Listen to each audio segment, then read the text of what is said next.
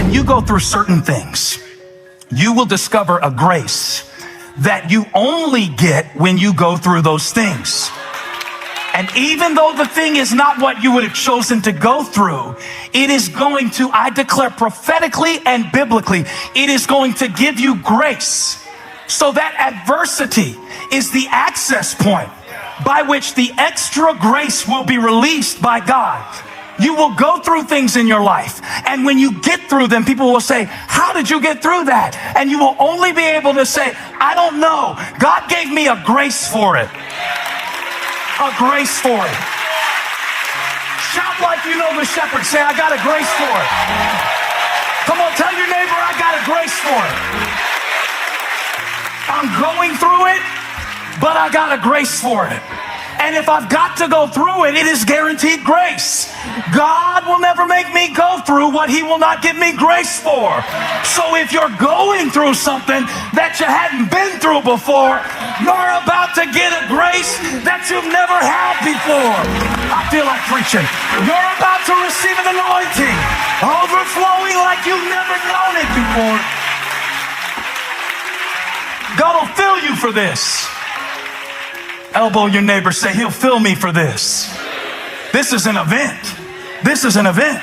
This is an event. I'm getting through this. This is an event. I'm not living here. Don't put this as my permanent mailing address, 301 Valley Road. Don't come visit me in the valley next December, because I'm going through this.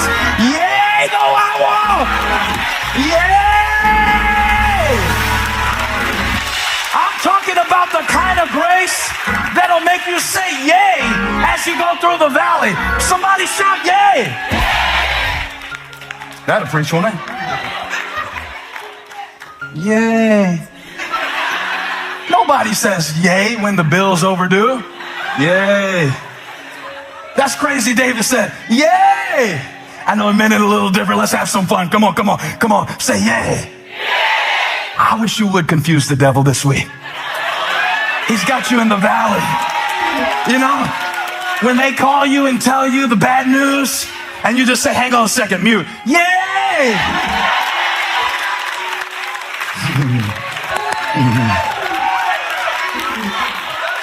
You know how she broke up with you in October? And you thought you'd spend the rest of your life alone? I want you to go back to October in your mind.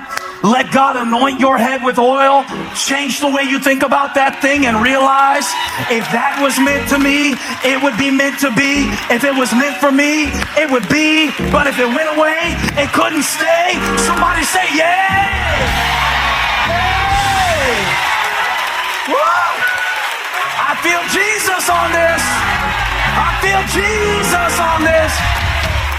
Jesus got to the tomb of Lazarus. He said he's dead. And I'm glad. Somebody shout, yay. Well, why would you be glad? Because these are his friends, and he's about to show them something nobody else has ever seen. I need you to get happy, not about the valley that you're going through, but about the grace of God that is coming to you. Somebody shout, yay. Yay. Yay. Yay. Woo. I'm not afraid, because yay! Yay! Now, I'm telling you, this message is real to me. I was shouting like this at 5:45 this morning. I was scared I was going to wake the dog up, and Abby said he peed on the couch. I think I made the dog pee his pants, because I was walking around my living room at 5:45 saying, yay! Yay! Yay! Those that sow in tears will reap in joy! Yay! I'm gonna get up now. Yay! Yay!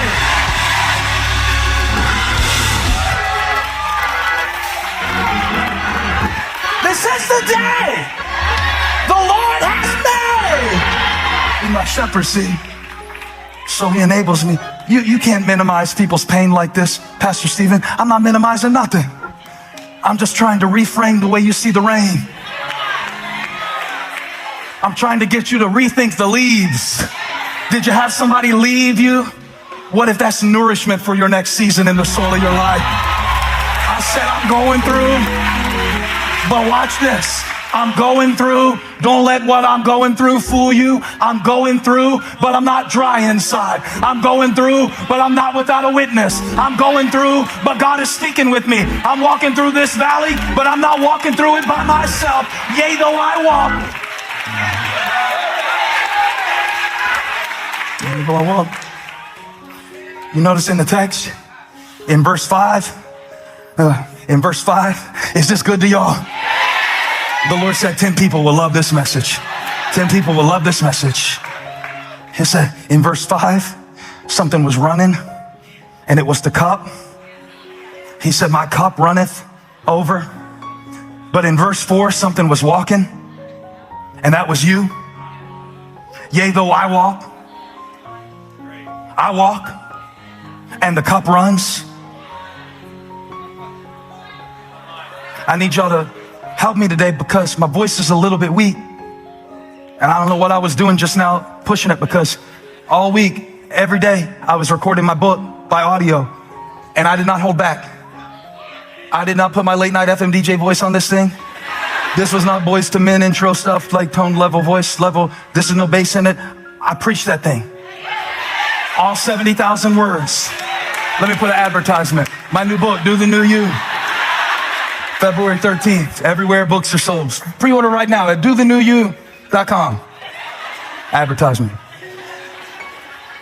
And I did it all week. And one thing I noticed when I was doing it, when I would rush, I would mess up.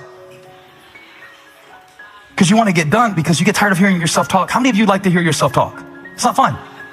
Okay, so I do this out of love for you. I don't like to hear myself talk anymore. You like to hear yourself talk. And so I'm sitting there listening to myself talk for like the second, third day, and I start trying to talk a little fast like that, and I'll make 10 mistakes. And every time it got hard, the secret to getting through was to slow down. That's why I said, they that wait on the Lord will walk. Yea, though I walk. Slow down. You're worried because you're trying to get there too fast. You're worried because you're trying to do it all in one day. You're worried because you're trying to keep up with people who are 10 years older than you. You're worried because you're trying to keep up with people who are more messed up than you are. They just hide it better. You're worried because you're trying to take in all the information in human history all in the same device at the same time. Slow down, shut down, and walk through the valley. You want to get out of the valley, I understand. Well, the way through it is to walk. When you run to something else to escape it, you don't become stronger through it. You can't run over if you don't go through. That's the paradox of provision. You can't run over and have wisdom to give others if you do not go through the weakness with God for yourself. That's what the season has been about. The enemy has been lying to you, telling you that the valley, the shadow, and the enemies at the table represent the end for you. They don't. None of those things do. For you see, there's a cast of characters in Psalm 23, including a valley, a shadow, and enemies. Yea, though I walk through the valley of the shadow of death, I'll fear no evil, for thou art with me. Thy rod and staff, they comfort me. Aren't you glad God has a rod? The staff is how he brings me back. The rod is how he keeps everything away that threatened to devour me. I need both of those. So then sometimes he'll use an event to bring me back to him. Sometimes he'll use an event to keep a wolf away from me. But his identity is the lens through which I view every event in my life, not the other way around. Once I've decided he's the shepherd, that means I'm settled in this. And my cup is running over. Well, where is the cup? On the table. Where is the table? We have this misconception that when we get through stuff, it's going to get better. Now, I'm going through it right now, but man, I can't wait for 2024. That's going to be my year. You've been saying that since 1947. Elvis had a #1 song on the chart the last time you said that. And then we have this misconception, don't we? That the adversity that we're going through will prevent us from being blessed right now. And I think that's the thing I really wanted to put as the core of this message, is that it's one thing to say, when I get through this, then I will be happy, whole, successful, reach there. I will be, when I get through this, I will be at peace, amount of money, I'll be secure. No, you won't. Because it's never there.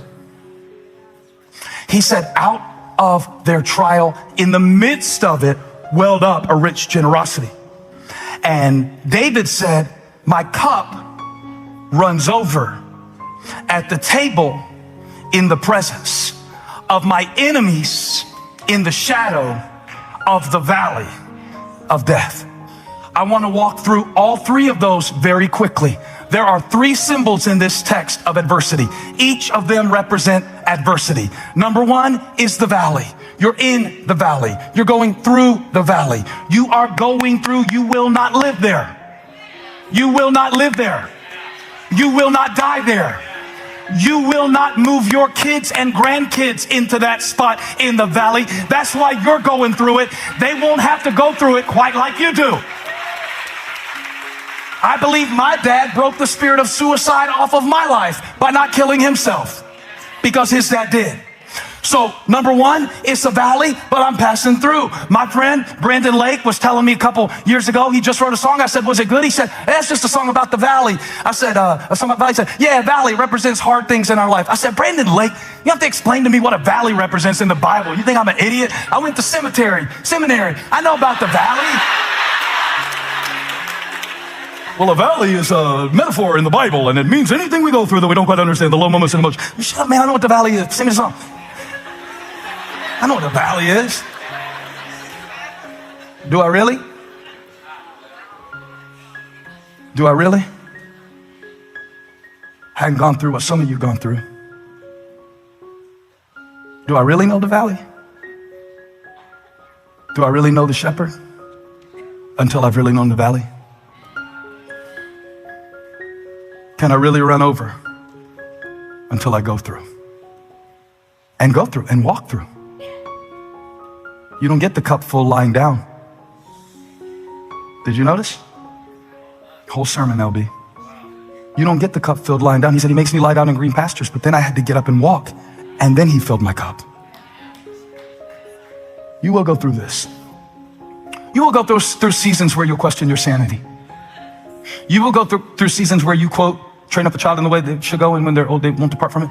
And you will go through seasons of thinking, well, they're not going to get old, so I'm going to kill them before they get old, and then they're going to depart from the earth. And you will. He said there's a shadow in the valley of the shadow of death. You won't always see yourself correctly, Jesus correctly, your situation or your next step clearly. All these people that always know everything God spoke all the time, check their medicine cabinet. I'm gonna say stuff now, because you know what? When you're really in a valley and people up there in a mountain shouting cute stuff to you about it, and you're in the shadows and people are on there turning their iPhone light trying to tell you stuff, the valley has a shadow. And in that place, listen to me, child of God. As you walk through that valley, as you move through that shadow, he said there's a table and there's enemies. And at this point, you want to turn around, but you shouldn't. Because that adversity valley, that shadow valley, those enemies, insecurities, and things that you've been going through, whether they were launched from hell or whether they came from your own decisions, those things represented in this passage, that valley, that shadow, those enemies, they all represent adversity. But the Lord showed me something. He said, all of those adversities are advertisements.